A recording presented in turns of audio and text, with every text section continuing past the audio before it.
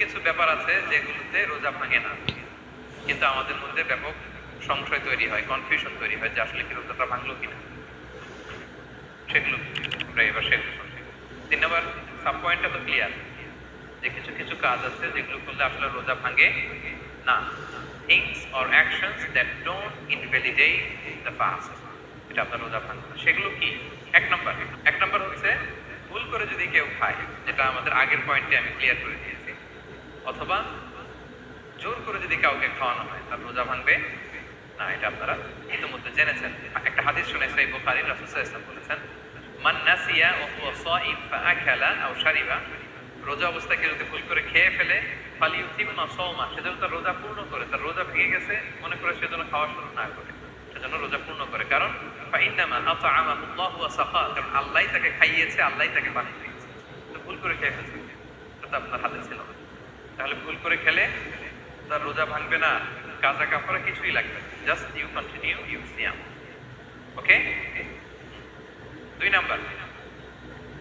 Number হচ্ছে, এটা বিবাহিতদের জন্য, যেহেতু মোস্ট অফ দ্য অডিয়েন্স আর 18+, কোনো অসুবিধা নেই। আর ইসলামে কথাগুলো আসলে বাঁচতে হলে জানতে হবে। সেটা হচ্ছে, আমরা শুনেছি যে বিবাহিতরা ফিজিক্যাল ইন্টারকোর্স যদি করে, দেহ থেকে সিমেন আউট হলে রোজা ভেঙে যায়, কিন্তু স্বাভাবিক মেলামেশাতে রোজা ভাঙে না।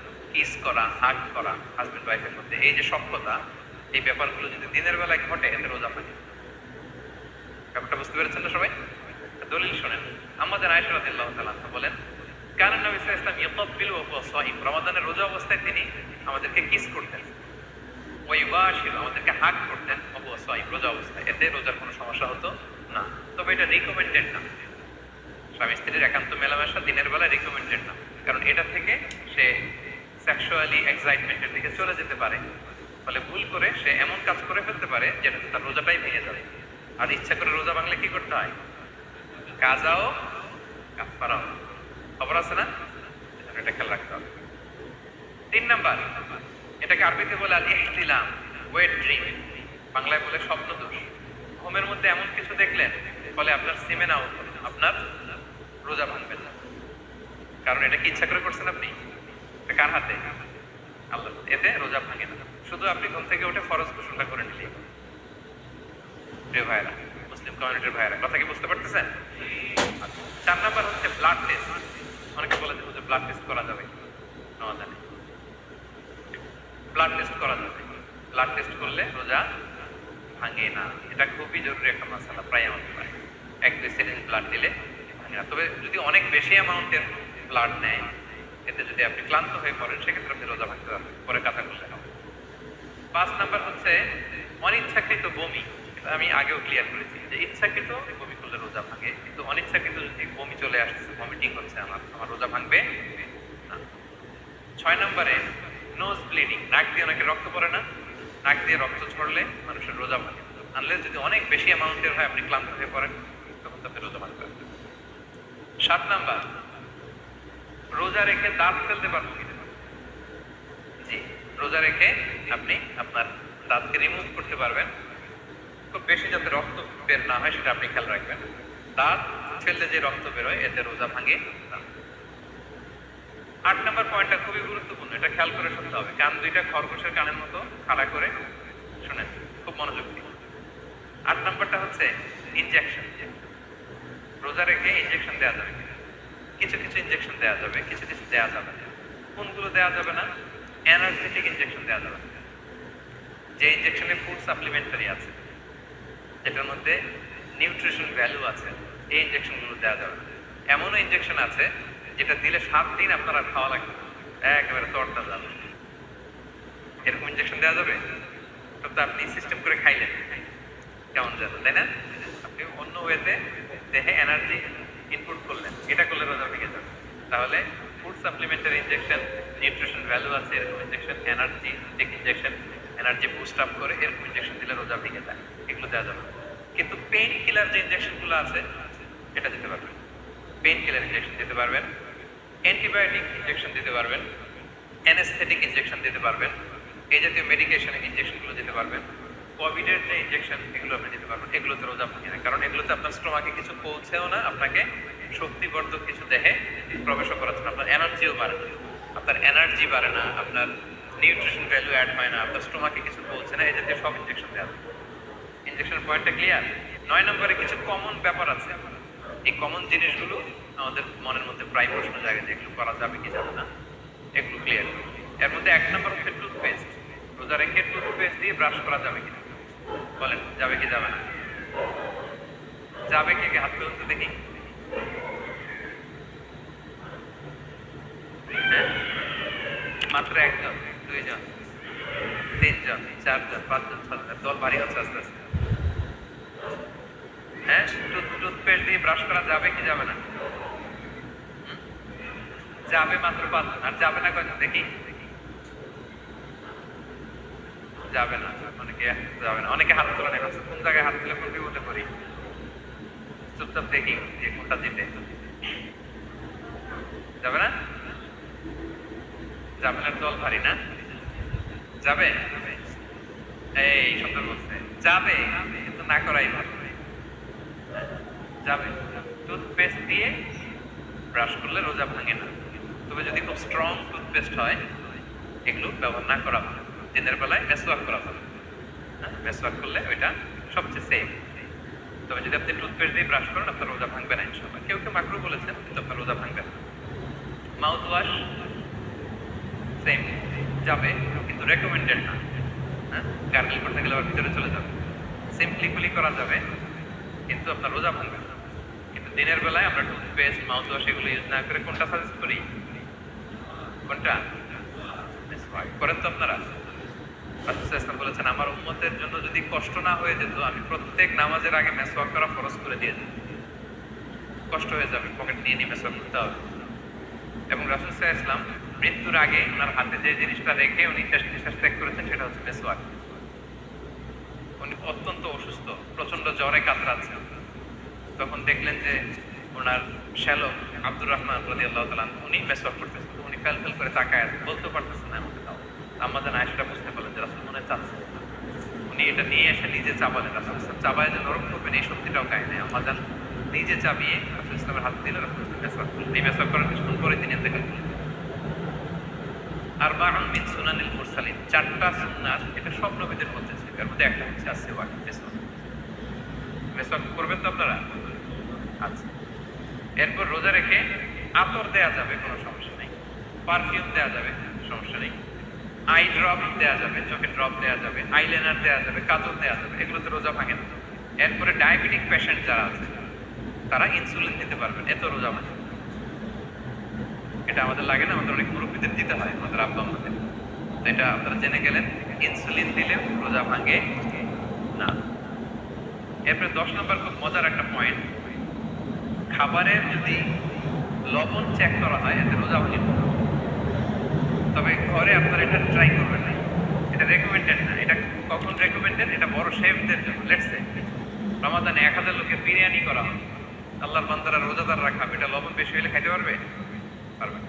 এজন্য যিনি শেফ, প্রধান বাবুর্চি, উনি লবণটা ট্রাই করতে পারবেন, করে সাথে সাথে কুলি করে ফেলবেন, ভিতরে তো কিছু গেল না, এতে রোজা ভাঙে না। তাই বলে প্রতিদিন ঘরের রান্নাতে আবার এটা করতে যায় না। ঘরে 2 জন, আপনি আপনার হাজব্যান্ড ওয়াইফ টোনাটুনি একটা হইলেই হবে, কি বলেন? লবণ বেশি হবে কম হবে। কিন্তু বড় প্রোগ্রাম, অনেক রোজাদাররা একসাথে ইফতারি করবে, এটা তো লবণাক্ত হলে খাওয়া যাবে না। তো সেক্ষেত্রে শেফ যদি জাস্ট জিব্বা দিয়ে লবণটা একটু ট্রাই করে নেয় যে অ্যাড করতে হবে না, ঠিক আছে, সাথে সাথে কুলি করে ফেলে, রোজা ভাঙবে না। দলিল কি? দলিল হচ্ছে কাঁচা ডালের মেসওয়াক। রাসূল সাল্লাল্লাহু আলাইহি ওয়াসাল্লাম কাঁচা ডালের জাইতুনের মেসওয়াক দিয়ে তিনি সেওয়াক দিয়ে মেসওয়াক দিতেন। তো কাঁচা জাইতুনের আপনারা মেসওয়াক করছেন, এটা কিন্তু অনেক লবণাক্ত, সল্টি, এটার মধ্যে একটা ঝাঁঝালো ভাব আছে। তো এটা আপনার জিহ্বায় লাগলে কি রোজা ভেঙে যায়? এবং আপনি যদি সমুদ্র অঞ্চলে সফর করেন, সমুদ্রে লেটস সে 1 মাসের, আমাদের এই যে বাংলাদেশে তো এখন এই কি বলে প্রায় 7 লক্ষ টাকা করে দিয়েছে আমাদের হাজিদের জন্য, হজ করতে হলে প্রায় 7 লক্ষ টাকা লাগবে। তো এরকম ঘোষণাও দেখলাম যে নেক্সট ইয়ার থেকে সমুদ্র পথে যাওয়া যাবে কম খরচে। কেউ যদি এমন হয় সমুদ্রের সফরে দীর্ঘ সময়, আপনি ওযু করবেন কি দিয়ে? সাগরের পানি দিয়ে। তো সাগরের পানি কেমন? সাগরের পানি দিয়ে আপনার কুলি করতে হবে না? মাছ মজা করবেন না? তা আপনার কি রমজানে যদি কুলি করেন আপনার রোজা ভেঙে যাবে? ভাঙবে না। এ থেকে স্কলাররা দলিল নিয়েছেন যে এরকম জরুরি প্রয়োজন হলে আপনি খাবারের স্বাদটা লবণটা দেখতে পারবেন, সাথে সাথে কুলি করে ফেলবেন, আপনার রোজা ভাঙবে না ইনশাআল্লাহ।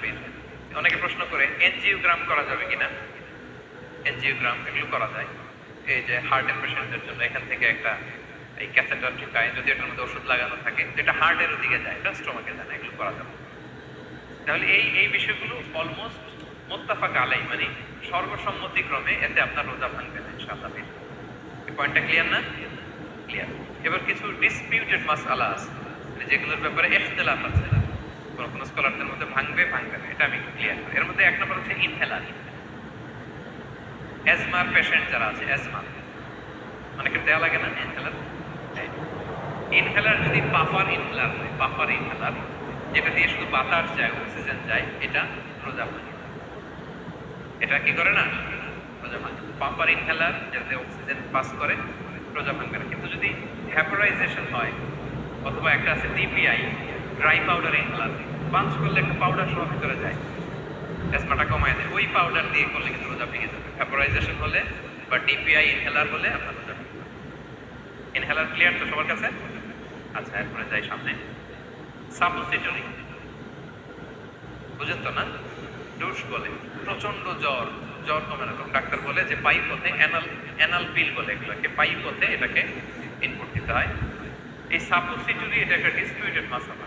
হানাফি স্কুল অফ থটে রোজা ভেঙে যায়। আমরা যেহেতু বেশিরভাগ হানাফি স্কুল ফলো করি, হানাফি মাযহাব, তো আমরা এটাই সাজেস্ট করি সাপোসিটরি না দেওয়া। তবে অন্যান্য স্কলারদের মধ্যে রোজা ভাঙবে না, বিশেষ করে ইবনে তাইমিয়া আলাইহি রাহমাতুল্লাহর মধ্যে রোজা ভাঙবে না। এখানে প্রসঙ্গ যেটা হচ্ছে, সাপোসিটরি সাধারণত দিতে হয় ইমার্জেন্সি পিরিয়ডে, কি বলেন, জ্বর আর কমে না, কঠিন অবস্থা, তো ওই অবস্থায় তো রোজা এমনি ভাঙা যায়। প্রচন্ড অসুস্থ হলে ভাঙা যায় না রোজা, তো আপনি রোজা ভাঙবেন, পরে কাজা করে সাপোসিটরি দিবেন, অসুবিধা নেই। আচ্ছা, এয়ার ড্রপ, কানের যে ড্রপ আছে, এটার মডার্ন স্কলারদের মধ্যে যে ফিক একাডেমিগুলো আছে এদের মধ্যে রোজা ভাঙবে না, কিন্তু হানাফি স্কলারদের মধ্যে রোজা ভেঙে যাবে। তো আমরা সাজেস্ট করি এটা আপনি না দেন, আগে পরে দেন। 3 নাম্বার, হার্টের পেশেন্টদের একটা ওষুধ দিতে হয়, এটাকে নাইট্রোগ্লিসারিন ট্যাবলেট বলে, জিহ্বার নিচে দেয়, দেওয়ার সাথে সাথে বডি এটা অ্যাবজর্ব করে ফেলে, ওষুধটা থাকে না জিহ্বার নিচে। জিহ্বার নিচে এটাকে প্লেস করলে সাথে সাথে এটা বডি অ্যাবজর্ব করে, এখানে আবার পাম্প শুরু হয়ে যায়। তো হার্ট অ্যাটাক করলে এটা দেয়। আধুনিক যে ফিক একাডেমিগুলো আছে তাদের মধ্যে রোজা ভাঙবে না, কিন্তু হানাফি স্কুল অফ থটে তাদের মধ্যে যেহেতু সম্ভাবনা আছে কিছু চলে যেতে পারে, যদিও যায় না, হানাফি মাযহাব হচ্ছে খুব ইহতিয়াত অবলম্বন করে, অত্যন্ত বেশি সাবধানতা অবলম্বন করে। কিন্তু মডার্ন ফিক একাডেমিগুলো তাদের মধ্যে হার্ট পেশেন্টদের জন্য নাইট্রোগ্লিসারিন ট্যাবলেট যদি জিহ্বার নিচে রাখেন রোজা ভাঙবে না। হেজামা, কাপিং, হেজামা চিনেন? হ্যাঁ, হেজামা করছেন কেউ এখানে? আপনি করছেন, আর কেউ? অনেকে করছে দেখবেন সাথে। এটা এখন অনেক পপুলার হচ্ছে, রাসূল সাল্লাল্লাহু আলাইহি ওয়াসাল্লাম কিন্তু করতেন।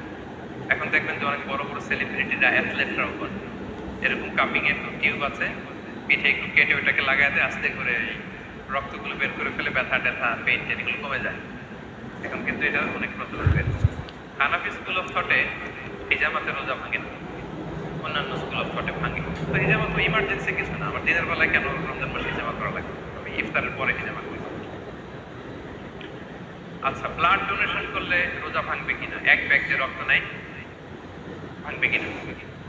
হ্যাঁ, হাম্বলি মাযহাব অনুযায়ী ভেঙে যায়, হানাফি মাযহাব অনুযায়ী ভাঙে না। আমরা হানাফি স্কুল ফলো করি, তো আপনি ব্লাড ডোনেট করতে পারবেন, ভাঙবে না। তবে অনেক ব্লাড ডোনেট করার কারণে যদি আপনি অসুস্থ হয়ে যান, দুর্বল, অসুস্থতার কারণে আপনি ভাঙতে পারবেন। তবে এটা রেকমেন্ডেড, যদি ব্লাডের কারণে মুমূর্ষু রোগীর জীবন যায় অবস্থা, তখন অবশ্যই আপনি ব্লাড ডোনেশন করবেন, যাতে করে একজন মুমূর্ষু রোগী জীবন ফিরে পায়। এই পয়েন্টটা তো ক্লিয়ার না সবার? তো এই ছিল সম্মানিত সুধী কিছু মৌলিক বিষয় যেগুলো করলে আমাদের রোজা ভাঙে না।